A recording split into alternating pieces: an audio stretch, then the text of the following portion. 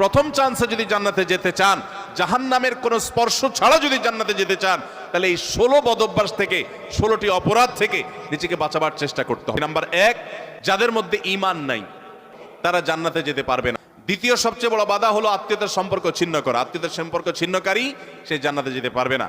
তৃতীয় বড় বাধা হলো যারা চগলখড়ি বদঅভ্যাস আছে, এই রোগটা। চতুর্থ, প্রতিবেশীকে কষ্ট দেওয়ার রোগ যাদের আছে। 5 নম্বর হলো অহংকার। 6 নম্বর হলো প্রতারণা করা, মানুষের সাথে মানুষকে ধোঁকা দেওয়া। 7 নম্বর হলো দান করার পর খোঁটা দেওয়া। 8 নম্বর হলো কৃপণতা। 9 নম্বর হলো ঘুষ দেওয়া নেওয়া। 10 নম্বর হলো মা বাবার নাফরমানি করা, মা বাবার অবাধ্য হওয়া, মা বাবার অসম্মান করা। 11 নম্বর হলো মাদক আসক্ত হওয়া।